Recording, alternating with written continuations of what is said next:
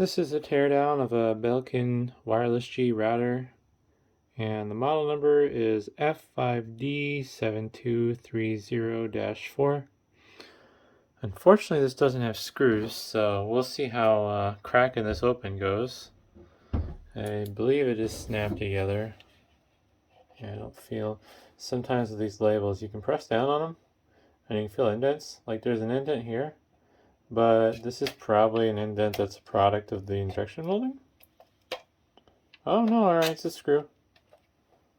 That means there should be one right here then as well. Cool. It's hit or miss. So sometimes you can feel for the indents and there'll be screws, and sometimes there'll be points where the plastic was like injection molded, or it was a relief for the air to leave the mold. So I'm kind of glad there were screws. He didn't do a very good job cleaning the label off the top of the screws, so having to push through it. Alrighty, I'll crack this open. Nope, still might have to give it the old bounce off the floor. Ooh. Nope, it's harder than that. One more.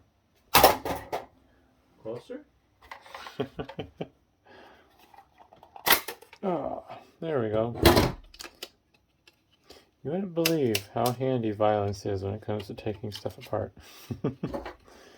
It's just, there's a lot of things that it's just so much easier to just slam it on the concrete floor and have it explode into a million pieces and be done with it.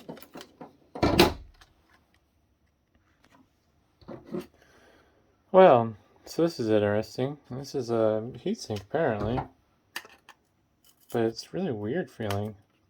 Let's drop it here and see what it sounds like. It sounds like it could be aluminum, but it's just the texturing on it is bizarre. This is some sort of like weird ceramic. A little bit more on the bottom of this one than the other access point or wireless router I tore apart. A little reset switch and some passive components for the processor. And this has another Atheros wireless controller in it. And looks like IC Plus is the controller chip branding. And this one has quite a bit of power regulation on it. All this around here should be power regulation from the looks of it. I don't know what that transistor is going to be. UTC B1412L. I don't know. Probably power regulation, that would be my guess.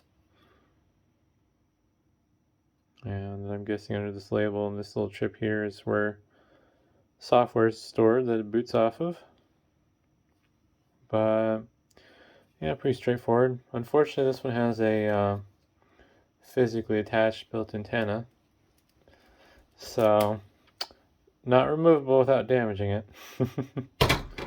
But yeah, either way, hopefully that was interesting, and thanks for watching.